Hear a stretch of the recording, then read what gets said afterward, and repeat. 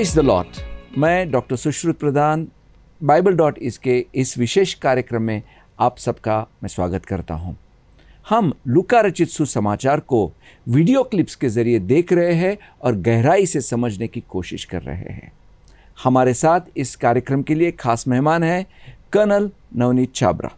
नवनीत जी, आपका स्वागत है। Thank you.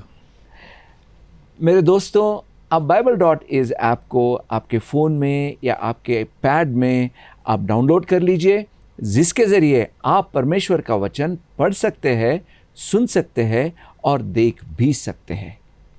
हम देख रहे हैं कि किस तरह से परमेश्वर अपने योजनाओं को आगे बढ़ा रहा है।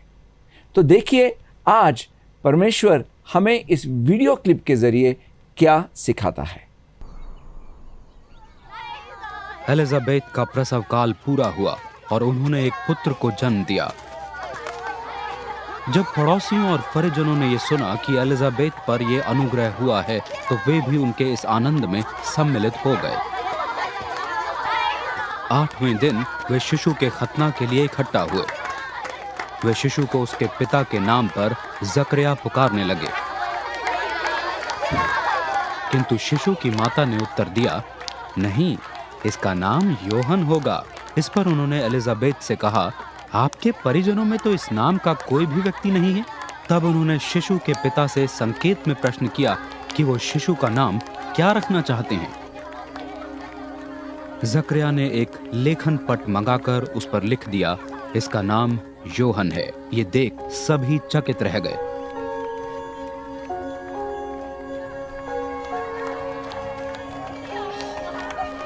उसी क्षण उनकी आवाज लौट आई, उनकी जीभ के बंधन खुल गए और वो परमेश्वर का स्तुति करने लगे। सभी पड़ोसियों में परमेश्वर के प्रति श्रद्धा भाव आ गया और यहूदिया प्रदेश के सभी पर्वतीय क्षेत्र में इसकी चर्चा होने लगी। निसंदेह प्रभु का हाथ उस बालक पर था। जिन्होंने ये सुना, उन्होंने इसे याद रखा और ये विचार करते रहे, क्या होगा ये बालक। पवित्र आत्मा से भरकर उनके पिता जकरिया इन भविष्यवाणियों का वर्णानुभाषण करना, वार्तालाप करना। धन्य है प्रभु इज़राइल के परमेश्वर, क्योंकि उन्होंने अपनी प्रजा की सुधि ली और उसका उद्धार किया। उन्होंने हमारे लिए अपने सेवक दाविद के वंश में एक उद्धारकर्ता उत्पन्न किया है, जैसा उन्होंने प्राचीन काल के अपने पवित्र भविष्यद्वक्ताओं के माध्यम से प्रकट किया। शत्रुओं तथा उन सब से जो हमसे घृणा करते हैं बचाए रखा।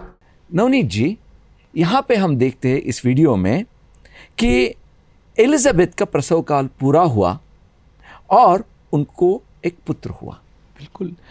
अगर आपको पहले 2 एपिसोड याद हो तो हमने उसमें बोला कि फेज 1 जी, फेज 1 एलिजाबेथ और जकरिया का एनकाउंटर स्वर्गदूत के साथ जी।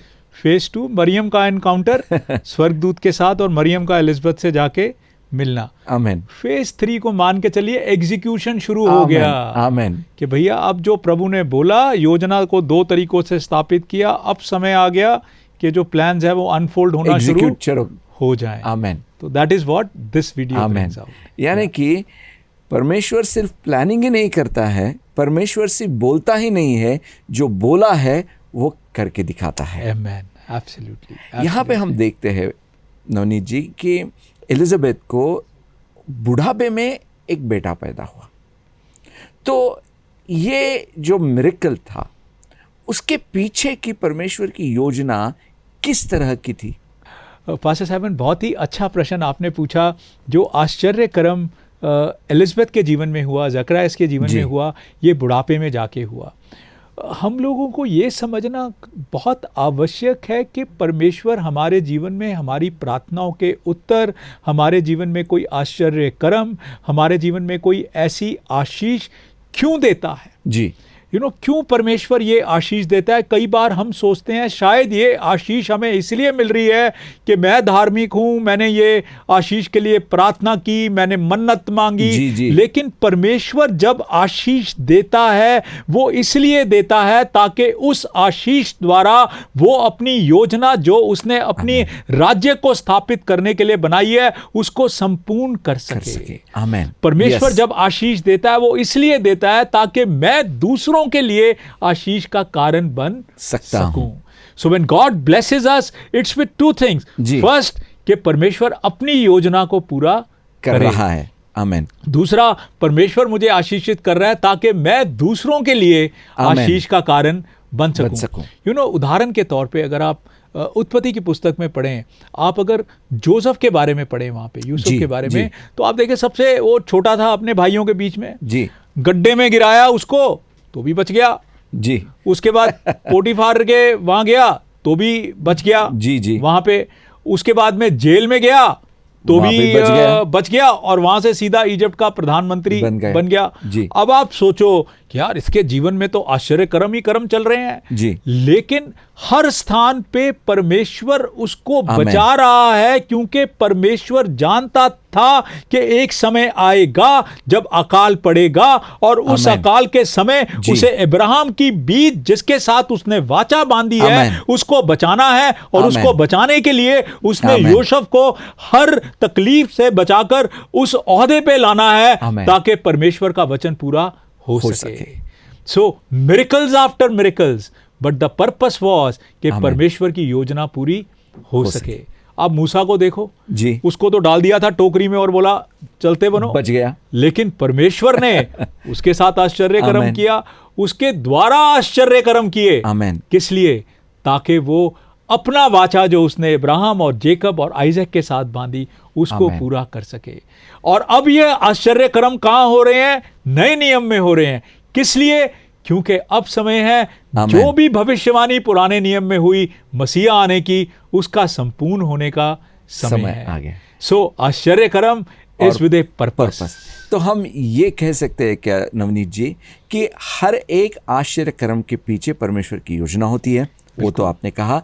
अगर आप आज भी बच के है, जीवित है, यानी कि उसका मतलब ये है कि परमेश्वर ने आपको बचा के रखा है. उसका मतलब ये ही कि आपके जीवन में परमेश्वर की कोई ना कोई तो योजना जरूर है. बिल्कुल, मैं इस चीज़ से हमेशा सहमत हूँ कि अगर परमेश्वर हमें एक नया दिन दिखाता है और ख़ासकर आज के समय में अगर हम सांस लेते हैं और हम जीवित हैं तो हम परमेश्वर का धन्यवाद करते हैं और परमेश्वर से पूछते हैं कि प्रभु आपकी जो भी इच्छा हमारे लिए है प्रभु उसको संपूर्ण करो प्रभु. जिसके लिए आपने हमें रचा, आपने हमें बनाया, उसको संपूर्ण कीजिए प्रभु. हम यहाँ पे देखते हैं नवनीत जी, एक तरह का एक ड्रामा देखते हैं और ये ड्रामा जो है वो उस बच्चे का नाम रखने के वक्त भी एक तरह का ड्रामा हुआ, एक तरह का चमत्कार ही हुआ. उसके बारे में आप क्या कहेंगे? अब उस समय पे जब नाम रखा जाता था तो वो नाम किसी ना किसी ट्राइब के साथ में, किसी ना किसी पूर्वज के साथ में जुड़ा होना चाहिए था. और इस प्रकार से जॉन नाम तो बिल्कुल सूट ही नहीं करता था. वहां पे लोग अपने अपने नाम दिए जा रहे हैं और जो लड़के के पिता हैं वो बोल नहीं सकते हैं क्योंकि जो हमने फेज 1 में देखा अविश्वास के कारण स्वर्गदूत ने कहा भैया बंद मुंह, अभी बात नहीं करनी. तो उसने बोला भाई मेरे लिए कागज और पेन लाओ और पेन के ऊपर उस पेन से उसने स्याही से लिखा कि इसका नाम जॉन होगा, यूहान. तो यूहान होगा तो यूहान. अब ये नाम जो है ये भी जिस तरीके के आप मतलब जब आप पढ़ रहे हैं आप इसे कहानी के रूप में पढ़ें अपनी आंखों के सामने कि लोगों ने बोला होगा यार ये क्यों ये नाम रख रहा है ये नाम तो हमने सुना नहीं, ये नाम तो सूट नहीं करता इसकी फैमिली को. लेकिन फिर भी उसने वही नाम रखा क्योंकि उसने स्वर्गदूत से सुना. आमेन, आमेन, आमेन. यस. तो जब हम स्वर्गदूत से या परमेश्वर से कुछ भी सुनते हैं और जब उसका हम अमल करते हैं तो कुछ ना कुछ तो होता ही है. यहाँ पे भी कुछ ना कुछ हुआ. अगर आप ध्यान से अगर आप इस पूरे लूका के पहले अध्याय का सारांश में अगर आप देखें तो जब हम परमेश्वर के वचन को ग्रहण करते हैं और उसके अनुसार चलने की कोशिश करते हैं, विश्वास में कदम उठाते हैं तो वी इम्पैक्ट द कम्युनिटी. आमेन. लोग हमें आसपास देख रहे हैं. अब आप देखिए फेज 1 में जब जकरियास मंदिर में गए और जब उनका मुंह बंद हुआ बाहर आए, सब लोग देख रहे हैं ओ भाई अंदर तो बोलता हुआ गया, बाहर आया तो बोल नहीं रहा, पता नहीं अंदर क्या हो गया इसको. लोग देख रहे हैं. उधर जो एलिजबेथ है जब वो प्रेग्नेंट हुई और जब 4, 4, 5, 6 महीने में लोगों ने देखना शुरू किया यार ये तो प्रेग्नेंट लग रही है, ये तो गर्भवती लग रही है. तो कम्युनिटी में ये बात शुरू हो गई कि ये जो पति है इसका बोलना बंद हो गया और पत्नी जो है ये गर्भवती हो गई. क्या चल रहा है इनके जीवन में? ये आसपास लोग जो हैं देखना शुरू करते हैं और बात शुरू करते हैं। Yes. अब जब वो 9 महीने का समय पूरा हुआ और जब यूहन्ना का नाम रखा गया और उसके बाद में एकदम से जकरयास का जबान खुल गई और खुलने के बाद उसने स्तुति आराधना शुरू की परमेश्वर की। और उसी समय पे जब लोग जो आसपास देख रहे हैं, अब वो कह रहे हैं यार पहले तो इसने बोला नहीं और अब देखो इसने बोलना भी शुरू कर दिया। बेटे का नाम लिखना था तो कागज पे लिखा। और उसके बाद एलिजबेथ को देख रहे हैं, यार क्या कमाल हो गया, इस उम्र के अंदर भी ये गर्भवती हुई और बच्चा भी बड़ा सेहत वाला पैदा हुआ, इसके यहाँ पे सब ठीक ठाक चल रहा है। तो जब परमेश्वर हमारे जीवन में काम करता है, चाहे वो चढ़ाव है या उतार है, लोग हमें देख रहे हैं। द कम्युनिटी वॉचेज अस। अब जब लोग हमें देखते हैं ना पास्टर साहब, तो 3 तरह के रिएक्शन होते हैं लोगों के। एक रिएक्शन है जब लोग हमें देखते हैं तो लोग हमें देखने के बाद में कुछ लोग जो हैं वो सोचते हैं शायद इनके जीवन में परमेश्वर काम कर रहा है। इनके जीवन से की जो छवि है, the reflection of their life जो उनके जीवन का है, उसके द्वारा वो परमेश्वर को देखना शुरू करते हैं। और कुछ लोगों के मन में वो परमेश्वर के प्रति विश्वास आ जाता है। वो सिर्फ देखने से ही, अभी आपने जुबान नहीं खोली, अभी प्रभु का नाम नहीं लिया, लेकिन आपके जीवन देखकर ही लोगों के अंदर विश्वास आ जाता है। कुछ लोग जो हैं उनके मन में सवाल आते हैं कि इनका परमेश्वर कैसा है जो इनके साथ में है, इनके परमेश्वर ने क्या क्या इनके लिए किया है जो ये सब कर रहा है। तो उनके मन में जो है वो सवाल आने शुरू हो जाते हैं। और फिर उनकी मर्जी है कि वो सवालों के उत्तर को खोज करें या सवाल आए और भूल जाए उनको। और तीसरे तरह के जो लोग हैं वो तो अविश्वासी हैं। वचन में लिखा है, प्रभु यीशु कई बार बोलते हैं कि कुछ लोगों ने अपने हृदय को हार्डन किया, कठोर बनाया। वो परमेश्वर के चमत्कार भी देखते हैं, परमेश्वर के वचन भी देखते हैं, परमेश्वर उनसे बातचीत भी करता है, उनसे पवित्र आत्मा भी बातचीत करती है, लेकिन उनका हृदय इतना कठोर हो चुका होता है कि वो विश्वास करने के लिए तैयार नहीं है। तो जब परमेश्वर हमारे यहाँ काम कर रहा है, 3 तरह के लोग मिलेंगे। एक जो आपकी बात से सहमत होंगे, प्रभु में विश्वास डालेंगे। एक जो आपसे सवाल पूछेंगे। एक जो आपके खिलाफ खड़े हो जाएंगे। हाँ जी। और कोई कुछ भी कहे, जब आपके पास परमेश्वर का वचन है, परमेश्वर की प्रतिज्ञा है या प्रॉमिस है, तो वो पकड़ के आपको आगे जाना चाहिए। बिल्कुल। और जैसे ही आप आगे जाते रहते हैं, परमेश्वर की योजना, परमेश्वर का काम आगे आके होते जाता है।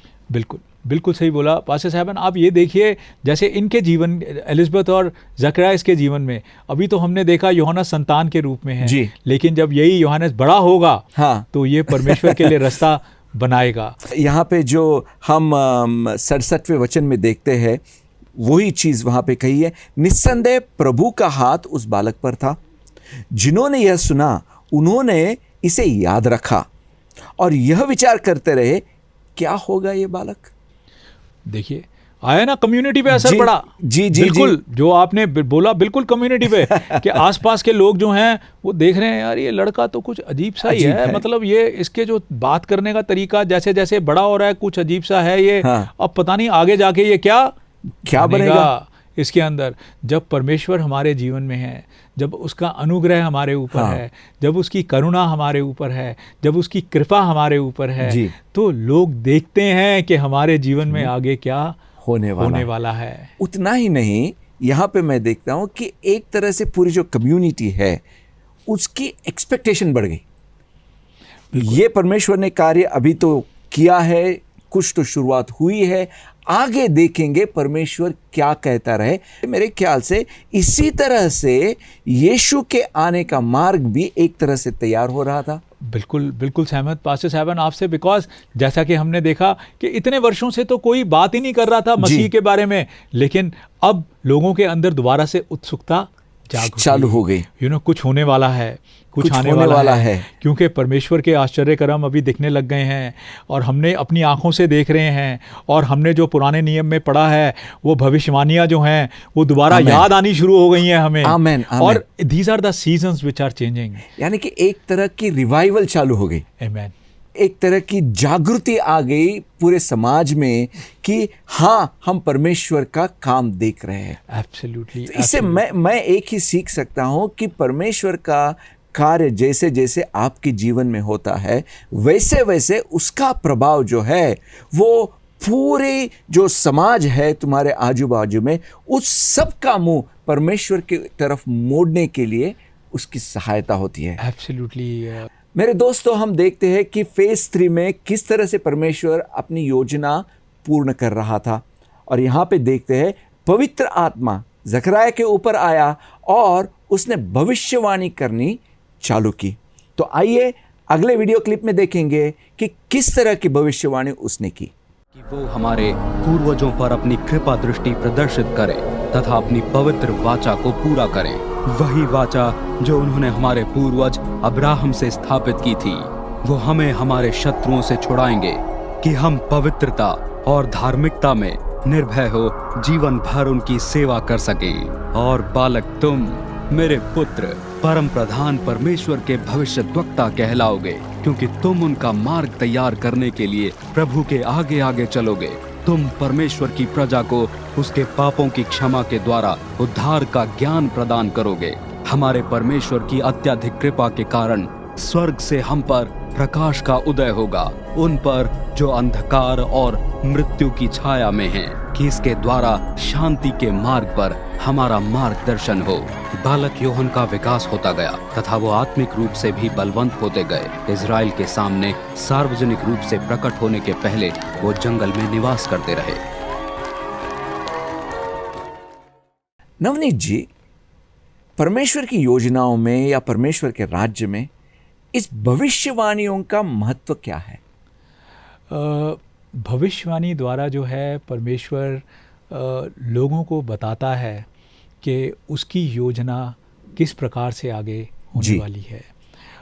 कई बारी हम भविष्यवाणी को देखते हैं, वो हमारे लिए एक व्यक्तिगत भविष्यवाणी हो सकती है जी। अगर जैसे मैं किसी पास्टर साहबन के पास जाऊं और पास्टर साहबन को बोलूं मेरे लिए दुआ करें, और अगर वो मेरे लिए दुआ कर रहे हैं तो वो भविष्यवाणी या कोई ऐसा वचन बोल सकते हैं जो केवल मेरे जीवन के लिए वो लागू होता है जी। और कई बार वो पास्टर जब खड़े होकर बोल रहे हैं अपनी कलीसिया के सामने, तो वो भविष्यवाणी के रूप में एक ऐसा वचन हो सकता है जो केवल एक व्यक्ति के लिए नहीं है, लेकिन सामूहिक लोगों के लिए है।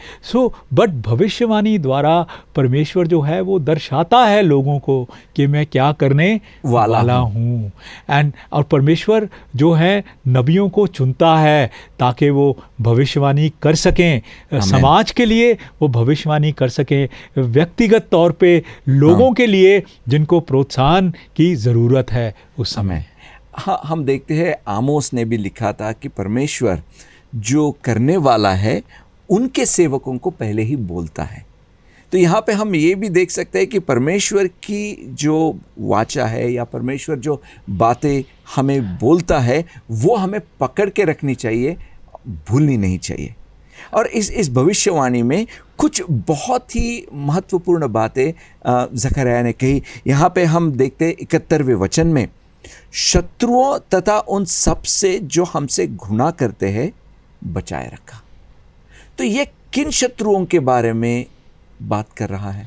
जब जकरिया ये भविष्यवाणी दे रहा है और मैं ये सोचता हूँ कि अगर हमने जैसे पढ़ा, जकरिया जब मंदिर में गए, लौट निकला, उसका मुंह बंद हुआ, फिर जैसे ही उसने अपने पुत्र का नाम रखा उसका मुंह खुला, और जैसे ही मुंह खुला ये भविष्यवाणी शुरू हुई। मेरे अनुमान से जकरिया को समझ नहीं आ रहा वो क्या बोल रहा है। जी, आमेन, यस, लेकिन क्योंकि पवित्र आत्मा का अभिषेक इतना अधिक है कि उसके मुंह से परमेश्वर का वचन निकल रहा है। कई बार हमारे मुंह से वचन निकलता है लेकिन हमें समझ नहीं आता कि वो क्या बोल रहा है। परमेश्वर ने प्रभु यीशु के आने का, जॉन द बैप्टिस्ट के आने के लिए उस बीज को बचा के रखा। आमीन। अगर आप मत्ती का सुसमाचार उसका पहला अध्याय पढ़ें तो उसमें लिखा है कितनी ही जनरेशंस जो परमेश्वर का वचन इब्राहिम के साथ था उसको पूरा करने के लिए परमेश्वर ने किस आमेन। प्रकार से प्रभु यीशु को जीवन में लाया। जी। तो वो कह रहा है कि दुश्मनों से बचा के रखा। अगर आप सेकंड क्रॉनिकल्स में अगर आप कुछ लड़ाइयों को पढ़ें तो एक समय ऐसे था कि दाऊद की संतान जहाँ से प्रभु यीशु ने आना था वो पूरी लीनिएज ही खत्म होने वाली थी। जब आप जेजेबल को देखते हैं, जब आप अहाब जैसे राजा को देखते हैं जो परमेश्वर के लोगों के शत्रु थे, वो उस पूरी जनरेशन को ही खत्म करना चाहते थे। और जब आप शुरू में देखते हैं जो मिस्र देश है वो भी खत्म करना चाहता था पूरे इब्राहिम के इजराइल के लोगों को, लेकिन परमेश्वर ने उनको बचा के रखा। और ये भविष्यवाणी कर रहा है, समझ नहीं आ रही है क्या बोल रहा है, लेकिन फिर भी बोल रहा है कि ये जो हो रहा है और जो होने वाला है दुश्मनों से बचा के रखा ताकि ये बीज उत्पन्न हो। इसके अलावा अगर आप इस भविष्यवाणी में देखें तो 3 चीजें जी जो ज़कराइस हैं और बोलते हैं। एक उद्धार के बारे में बोलते हैं, यस, एक पापों के क्षमा के बारे में बोलते हैं, और एक प्रभु की दया या करुणा के बारे में बोलते हैं। आमेन। पास्टर साहब, ये तीनों शब्द जो हैं ये ज़कराइस ने बोल तो दिए लेकिन उसको समझ नहीं पाया। आमेन। ये जो अभी फेज 3 शुरू हुआ है, जो ये एग्जीक्यूशन चल रही है, इसके अंदर द वे ऑफ सैल्वेशन है, उद्धार प्राप्त करने का तरीका अलग है। आमेन। जो पहले तरीका था उस तरीके के अनुसार आपने व्यवस्था का पालन करना था और व्यवस्था का पालन करने में आप असमर्थ रहे, आप फेल हुए। इसलिए परमेश्वर ने ये नया नियम लाया, इसलिए परमेश्वर मसीह को लाया ताकि उसके संपूर्ण कार्य द्वारा आप लोग परमेश्वर के साथ जुड़ सकें, उद्धार हो सके। आपका उद्धार आपके कर्म द्वारा नहीं लेकिन उसमें विश्वास द्वारा है। और वो उद्धार का तरीका ही बदल गया जी। तो जो ये वे ऑफ सैल्वेशन की भविष्यवाणी कर रहे हैं ज़कराइस इसके अंदर। उसके बाद दूसरी चीज जो बोलते हैं फॉरगिवनेस ऑफ सिंस।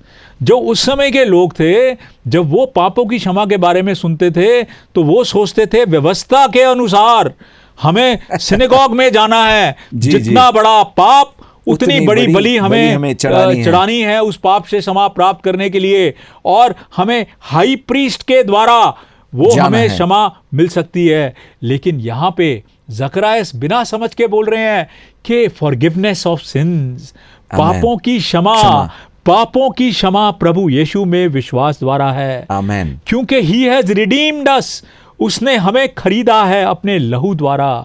उसने पापों की क्षमा जो है हमारे लिए ली। परमेश्वर का सारा क्रोध उसके ऊपर क्रूस पे गया ताकि हम जो हैं वो बचाए जाएं। तभी उसका नाम मसीहा है। आमेन। समझ नहीं आया ज़कराइस को, लेकिन भविष्यवाणी कर दी कि पापों की क्षमा का तरीका भी बदल गया। अब एक ही बलिदान गया और उस बलिदान पे विश्वास द्वारा पापों की क्षमा होती है। यानी कि यहाँ पे जो हम शत्रु की बात कर रहे हैं वो असल में पाप है। बिल्कुल। तो पाप से छुड़ाने के लिए यीशु मसीह यहाँ पे उसका आगमन होने वाला है, उसकी तैयारी कर रहे हैं। और इस भविष्यवाणी के द्वारा वो फिर एक बार लोगों से कह रहा है कि कुछ तो बड़ा होने वाला है, तुम तैयार रहो। बिल्कुल, कुछ बड़ा होने वाला है और कुछ अलग होने वाला है। आमेन। क्योंकि जो पुराना नियम जो था, जो लोग पढ़ रहे थे, जो तोरा, जो वर्ड लोग पढ़ते थे, उसके अंदर व्यवस्था द्वारा ही लिखा था उद्धार का रास्ता, और परमेश्वर के जो भी लोग थे वो उस व्यवस्था का पूर्ण रूप से पालन नहीं कर पाते थे। और इस कारण से कोई भी व्यक्ति बिना पाप के नहीं था। तभी पौलुस ने रोमियो के 3 अध्याय में लिखा कि सब पापी हैं। ही हैज सेड सब पापी हैं। कुछ लोग अच्छे धर्मी हैं, कुछ लोग और अच्छे धर्मी हैं, लेकिन पाप तो फिर भी उनके जीवन में पापी है। तो it's a new way of salvation. Amen. उद्धार का नया तरीका परमेश्वर में विश्वास द्वारा। आमेन। उसके बाद में फॉरगिवनेस ऑफ सिंस, परमेश्वर में विश्वास द्वारा। और फिर ये बोलता है परमेश्वर की करुणा और दया। आमेन। वो परमेश्वर की करुणा और दया भी विश्वास के द्वारा। तो पूरा का पूरा मदरबोर्ड ही बदल दिया उसने सिस्टम का इस भविष्यवाणी द्वारा। कि पहले वो एनालॉग के ऊपर काम करते थे और अब डिजिटल के ऊपर एडवांस सिस्टम आ गया नए नियम के अंदर। जिस तरह से बात है नवनीत जी, यहाँ पे हम आखिर में यूहान के बारे में देखते, बपतिस्मा देने वाले यूहान के बारे में, और जब 80 जो वचन है वहाँ पे बालक यूहान का विकास होता गया। लेकिन उस विकास के बारे में यहाँ ऐसा कहा है, तथा वह आत्मिक रूप से भी बलवंत हो गए। इज़राइल के सामने सार्वजनिक रूप से प्रकट होने के पहले वो जंगल में निवास करते थे। बिल्कुल। तो यहाँ से आत्मिक रूप से बलवान होना, ये कैसे हो सकता है? आत्मिक रूप से बलवान आदमी कैसे होता है? अगर ये अगर हम एक सरल तरीके से समझें जी, आपने शारीरिक रूप से बलवान होना है, ठीक है, तो आत्मिक रूप से बलवंत होने के लिए वचन पे मनन करना पड़ता है। आमेन। और वचन पे मनन करते हैं तो वचन जो है हमारी आत्मा का भोजन है। आमेन। और वो हमें हमारी आत्मा के अंदर सामर्थ्य देता है। वो उसमें कुछ रेवलेशंस होते हैं, दर्शन होते हैं, और उससे हमारी आत्मा के अंदर ताकत आती है। तो जब हम जॉन द बैप्टिस्ट के बारे में पढ़ते हैं, उसने परमेश्वर के बारे में जाना, उसको ये एहसास हुआ कि वो एक स्पेशल व्यक्ति है, उसका एक कार्य है। और अगर आप आगे पढ़ें तो एक जगह पे वो ये भी बोलता है कि मैं तो मसीहा के जूतों की सैंडल के बांधने लायक भी नहीं हूँ। तो उसका मतलब ये है कि यूहन्ना की समझ बढ़ने लगी। वो जैसे ही बलवान होते गया वैसे ही परमेश्वर की योजना में आगे निकलते गया। एब्सोल्युटली, बिल्कुल बिल्कुल सही बोला। मेरे दोस्तों, आप जान रहे हैं कि किस तरह से आप आत्मा में बलवान होके परमेश्वर की योजनाओं में आगे बढ़ सकते हैं। Bible.is ऐप को डाउनलोड करना मत भूलिए, जिसके ज़रिए आप परमेश्वर का वचन पढ़ सकते हैं, सुन सकते हैं और देख भी सकते हैं। आइए प्रार्थना करेंगे ताकि हमारे आत्मा में परमेश्वर का बल आ जाए। नवनीत जी, प्लीज प्रे फॉर अस। आइए अपने सरों को झुकाएं और आंखें बंद करें। प्रभु, हम धन्यवाद देते हैं इस समय के लिए। प्रभु हम चाहते हैं कि आप अपने लोगों से बातचीत कीजिए। आपके वचन में सामर्थ है परमेश्वर, और पवित्र आत्मा इस वचन द्वारा हमसे बातचीत करता है। प्रभु, हमने जो भी पढ़ा, चाहे वो आश्चर्यकर्म है, चाहे वो एक उद्धार का तरीका जो हमें आप में विश्वास द्वारा मिला प्रभु, और प्रभु हमें पापों की क्षमा जो आप में विश्वास द्वारा मिली, और करुणा जो आपका चरित्र है जो हमने एक भविष्यवाणी के रूप में सुना, प्रभु हमें समझ दें कि केवल हम कानों तक ना रखें लेकिन अपने हृदय तक इन चीज़ों को ले जाएं परमेश्वर। प्रभु हम चाहते हैं कि आप अपने लोगों की ज़रूरतों से मिलें प्रभु उनके मन की इच्छाओं को जो है प्रभु वो आपके सामने जब समर्पित करते हैं उनको संपूर्ण कीजिए प्रभु, उनको आशीषित कीजिए प्रभु। ये सब चीज़ें हम आपके नाम में मांगते हैं प्रभु यीशु के नाम में, आमीन। धन्यवाद मेरे दोस्तों। हमने देखा लूका रचित सुसमाचार का पहला अध्याय 3 एपिसोड्स में कि किस तरह से भविष्यवाणियां की गई और किस तरह से उसकी पूर्ति हो गई। अगले एपिसोड में लूका रचित सुसमाचार का दूसरा अध्याय देखेंगे कि किस तरह से यह कहानी आगे हमें लेके जा रही है और इस कहानी के द्वारा किस तरह से हम आशीष पाएंगे और हमारे जीवन में बदलाव को हम महसूस करेंगे। God bless you. एक नई बाइबल इज़ ऐप मुफ्त में आज ही डाउनलोड करें ताकि आप पाएं प्रभु का शुद्ध सुनाई देने वाला वचन अपनी उंगलियों पर। आसानी से सुनने की योजना बनाएं, नोट्स लें और सच्चाई का सामना करें। इसमें आप क्या पाएंगे? प्रभु के वचन को हाई क्वालिटी एवं नाटकीय ऑडियो में सुने। ऑफलाइन सुनने और पढ़ने के लिए अपना पसंदीदा वर्जन डाउनलोड करें। हमारे पास मुफ्त में 1300 से भी अधिक भाषाएं उपलब्ध हैं। 500 से भी अधिक भाषाओं में गॉस्पेल फिल्में देखकर यीशु के जीवन और सेवकाई के बारे में जानें। शास्त्र प्लेलिस्ट खोजें और बनाएं। उन्हें अपने दोस्तों, परिवार और सोशल मीडिया पर भी बांटें ताकि आप प्रभु के वचन का एक साथ अध्ययन कर सकें। तो आज ही बाइबल इज़ ऐप डाउनलोड करें, प्रभु को आपकी अपनी भाषा में बोलते हुए सुनें। नई बाइबल इज़ ऐप जो सबको ध्यान में रखकर बनाई गई है।